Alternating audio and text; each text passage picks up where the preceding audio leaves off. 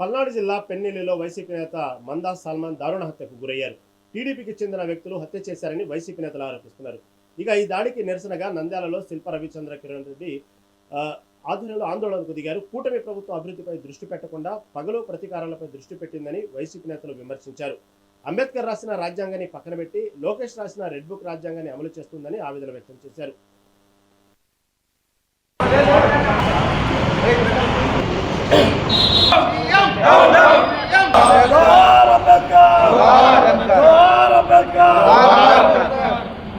Doctor B R Ambedkar, doctor B R Ambedkar, doctor B R Ambedkar దళితులపై దాడులను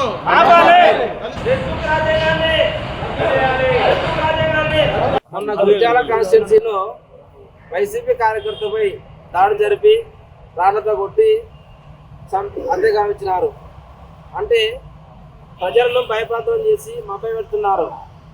అంబేద్కర్ గారు రాసిన రాజ్యాంగాన్ని పక్కన పెట్టి తువ్వలో దొక్కి ఈ రెడ్ బుక్ రాజ్యాంగాన్ని అమలు చేస్తూ ఎవరైతే మా వైసీపీ వాళ్ళ మీద దాడులు చేస్తున్నారో రాబోయే ప్రభుత్వం మాదే, ఖచ్చితంగా చాలా జాగ్రత్తగా ఉండాలని ఈ సందర్భంగా తెలియజేస్తున్నాను.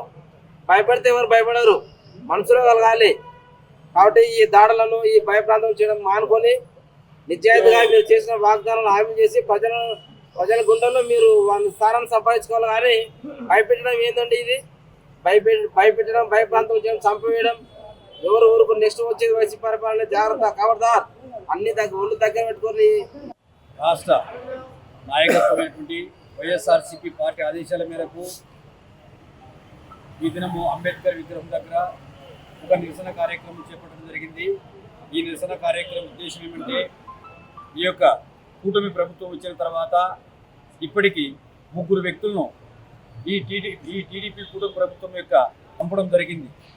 మరి చంద్రబాబు నాయుడు ఎన్నో చేస్తామని హామీలు ఇవ్వడము, ఎన్నో చెప్పి అధికారంలోకి వచ్చినాడు. కానీ ఈ యొక్క రాష్ట్రంలో శాంతి భద్రతల విషయంలో చాలా అజాగ్రత్త వహిస్తున్నాడు. మరి ముఖ్యంగా ఇంత నాగరికత కలిగినటువంటి ఈ యొక్క సొసైటీలో సంపుకోవడాలను ఉద్దేశించి సంపుకోవడాలను ప్రేరేపించడం కానీ సపోర్ట్ చేయడం కానీ చాలా చట్టవిరుద్ధం. అదేవిధంగా చిన్న స్థాయి కార్యకర్తలు, దళితులైనటువంటి వీళ్ళను టార్గెట్ చేసి చంపడము చాలా అన్యాయం. దయచేసి ఇప్పటికైనా చంద్రబాబు నాయుడు తన యొక్క ఈ యొక్క పరిపాలనలో చాలా మార్పులు తీసుకొచ్చి దళితులపై దాడులను ఆపాలని, అదేవిధంగా లోకేష్ గారు ఏదో చెప్తున్నారు, నేను రెడ్ బుక్ రాజ్యాంగం అని. దయచేసి అలాంటి యొక్క విధానాలను మీరు ప్రభుత్వంలో ఉన్నప్పుడు, పవర్లో ఉన్నప్పుడు చేస్తే మీరే శాశ్వతంగా ఉండరు. తిరిగి మరి మా యొక్క గవర్నమెంట్ కూడా వస్తున్నప్పుడు తిరిగి మేము చేస్తే ఎలా ఉంటుంది? దయచేసి మీరు బాగా ఆలోచన చేసి ఇలాంటి విషయాలను సపోర్ట్ చేయకుండా ఉండాలని, ఇక మీద దళితులపై దాడులు జరగకుండా ఆపాలని ఈ సభాముఖం. ఈరోజు కూటమి ప్రభుత్వం వచ్చిన తర్వాత డాక్టర్ బిఆర్ అంబేద్కర్ గారి రాజ్యాంగం కాకుండా నారా లోకేష్ గారి రెడ్ బుక్ రాజ్యాంగం ప్రకారం ఈరోజు వాళ్ళు ప్రభుత్వంలోకి రావడానికి అనేకమైన హామీలు ఇచ్చి వాటిని నెరవేర్చకుండా ఈ విధమైనటువంటి అణగారిన వర్గాల మీద దాడులు ఎంతవరకు సమంజసం అని చెప్పేసి ఈరోజు రాష్ట్ర ప్రజలందరూ కూడా ఈ అంశాన్ని గమనించాల్సి ఉందిగా కోరుతున్నాం. ఎందుకంటే అనేక హామీలు ఇవ్వడం జరిగింది. రైతాంగం వారికి ఇచ్చిన హామీలు ఎప్పుడు నెరవేరుస్తారా అని ఎదురు చూస్తున్నారు. అక్కా చెల్లెళ్ళు నెలకు 1500 రూపాయలు ఎప్పుడు ఇస్తారా అని ఎదురు చూస్తున్నారు. యువకులు ఉద్యోగం ఇస్తారా, లేకపోతే 3000 రూపాయలు నిరుద్యోగ వృత్తి ఇస్తారా అని చూస్తున్నారు. విద్యార్థులు వారికి సంబంధించినటువంటి ఫీజు రియంబర్స్మెంట్ నిధులను ఎప్పుడు విడుదల చేస్తారా అని చూస్తున్నారు. 50 ఏళ్ళు పైబడిన వారు, బీసీ, ఎస్సీ, ఎస్టీ, మైనార్టీలు వాళ్ళకి పింఛన్ ఎప్పుడు ఇస్తారా అని చెప్పేసి ఎదురు చూస్తున్నారు. వీటితో పాటు అనేకమైన హామీలు ఇవ్వడం జరిగింది. వాటిని పక్కదారి పట్టించడానికి ఈ విధమైనటువంటి దాడులు చేయడం ఎంతవరకు సమంజసం? ఈ సభ్య సమాజంలో ఆంధ్ర రాష్ట్రంలో ఉన్నటువంటి ప్రతి ఒక్క ప్రజలు కూడా ఈ అంశాన్ని గమనించాలని చెప్పేసి కూడా మేము కోరుకుంటున్నాం. కూటమి ప్రభుత్వానికి మరొకసారి మా విన్నపం, ఇప్పటి నుంచైనా కనీసం ప్రజలకు ఇచ్చినటువంటి హామీల మీద దృష్టి సారించాలి తప్ప ఈ విధమైనటువంటి కక్ష సాధింపు చర్యలు కరెక్ట్ కాదని చెప్పేసి కూడా ఈ సభాముఖంగా మేము తెలియజేసుకుంటున్నాం. Thank you. అంబేద్కర్ గారి విగ్రహం దగ్గర ఈ నిరసన కార్యక్రమం ఎందుకనేది ప్రజలందరికీ తెలుసు.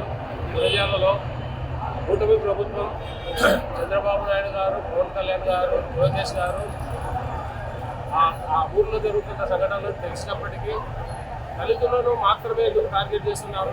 అయ్యా పవన్ కళ్యాణ్ గారు, మీరు పార్టీని స్థాపించేటప్పుడు మాయావతి గారి ఫోటోను, అంబేద్కర్ గారి ఫోటోను, తర్వాత జగజ్జీవన్ రామ్ గారి ఫోటోను వేసుకున్నారు కదా. వాళ్ళు దళితులు కదా, వాళ్ళకు సంబంధించిన వర్గాన్ని చంపుతుంటే మీరేం నిద్రపోతున్నారా, లేకుంటే హెలికాప్టర్లలో తిరుగుతున్నారా?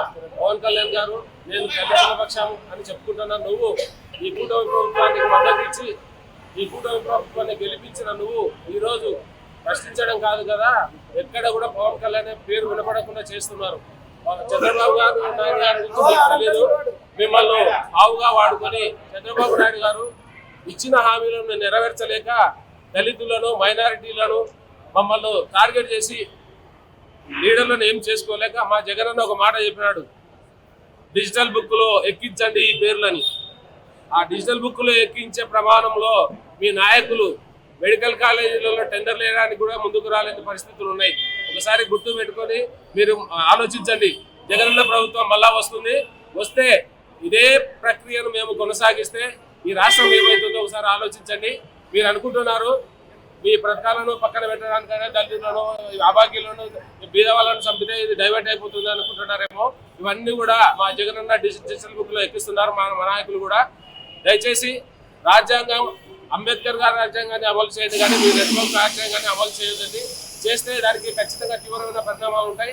దళితులుగా, క్రైస్తవులుగా, మైనారిటీలుగా మేము హెచ్చరిస్తున్నాం. మిమ్మల్ని విన్నవించుకోవడం లేదు, హెచ్చరిస్తున్నాం.